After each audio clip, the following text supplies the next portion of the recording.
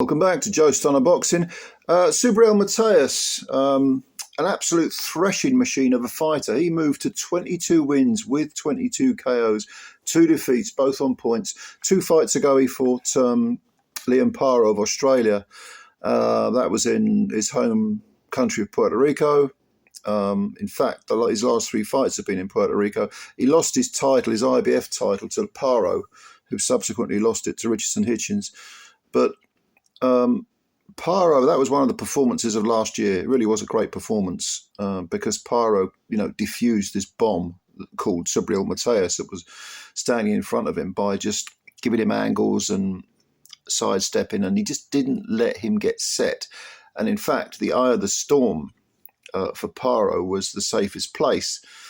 But what he didn't do was exchange punches, just stand in front of him and bang. Well, Garbiel Valenzuela had different ideas. He was going to stand in front of Subriel Matias, and he was going to exchange fire with fire.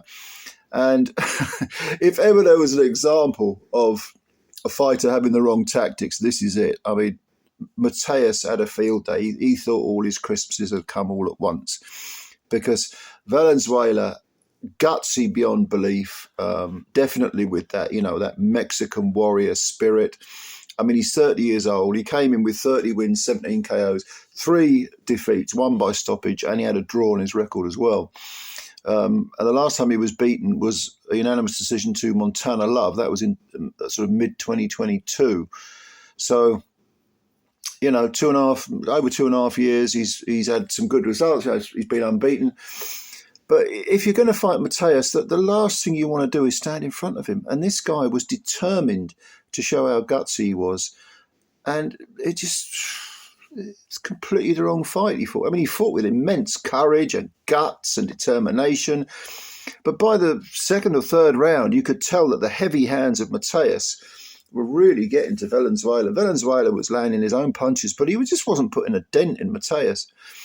And he was shaken. I mean, not really badly buzzed, Valenzuela, but the sheer weight of the punch was pushing him back and meaning that it's kind of like watching a guy try to swim upstream, swim against the tide. It just isn't going to happen. And by the 3rd or 4th round, I think it was that early anyway, Valenzuela had a horrendous cut above his right eye. This was, almost like death by 1,000 cuts. Matias, he plants his feet and he fires, enormous thudding, hurtful punches. But there's never one punch that gets the fighters out of there. I mean, before he lost to Paro, he had about 3 or 4 wins where everybody was quitting. They were quitting on their stool. There was no way Valenzuela was going to quit on his stool, but he was suffering the same fate in that he wasn't just being beaten, he was being consistently beaten up, ground down. It was a real kind of cringe watching it, But like I say, by one of the early rounds, 3rd or 4th round, Valenzuela had a bad cut over the right, a really bad cut, but there was some swelling as well above and below the eye, and the eye was shutting very early. Well, Valenzuela somehow, despite 3 visits from the doctor between rounds, he somehow made it to the 8th round.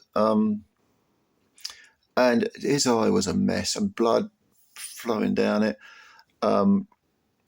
He was too proud to quit, too proud to unravel.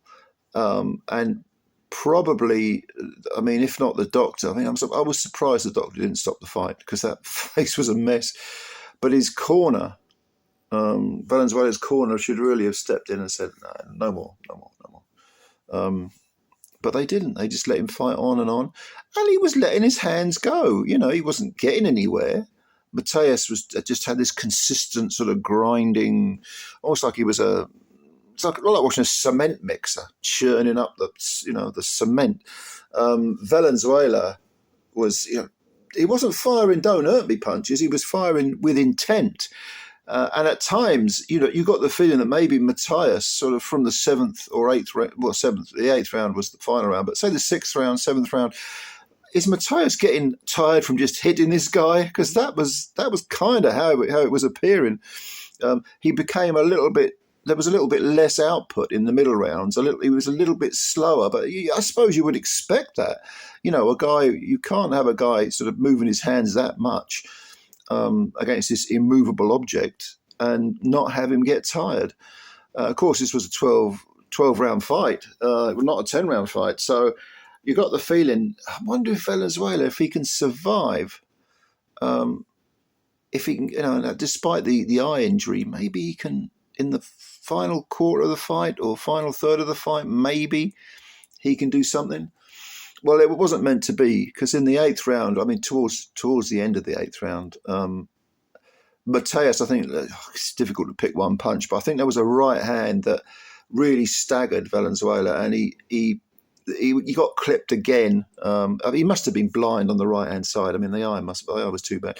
He then got clipped with a left, and it pushed him back. He sort of moved back to the adjacent ropes, and Matias, who deserves a lot more credit than he gets for his footwork.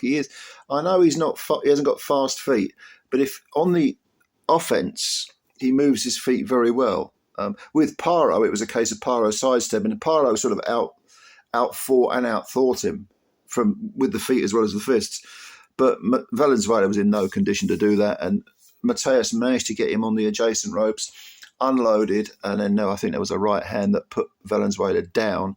He got up at sort of 9, but the referee immediately waved it off. And it was one of those fights where you sort of took a deep breath and thought, oh, thank God that's over, because the guy was taking a smash up, a real battering. Yeah.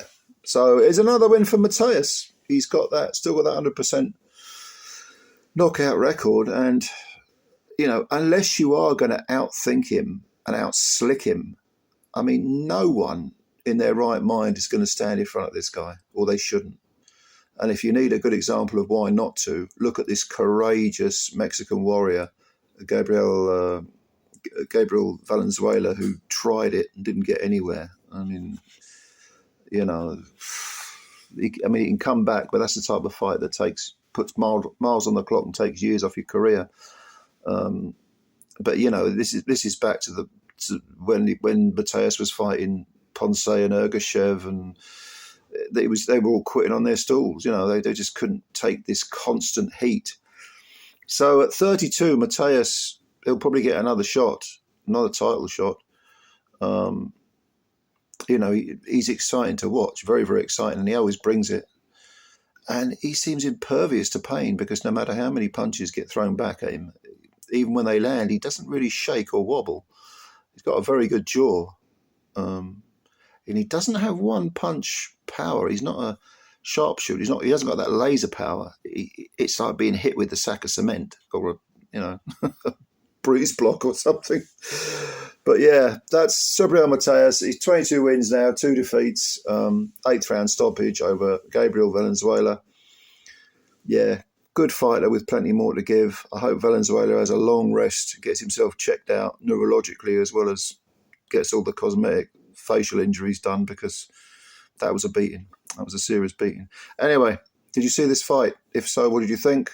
How far do you think Matias can go now? Do you think he can win another world title, hang on to it, make a few defences? Because he lost his IBF title to Paro. That was his first defence. But let me know what you think. Comments below. Subscribe to the channel if you're new, and hit the like button. If you could do that, that'd be great. You'd be helping us out a great deal. Hope you like the video. Looking forward to reading your comments. All right, ladies and gentlemen, thank you very much, and bye for now.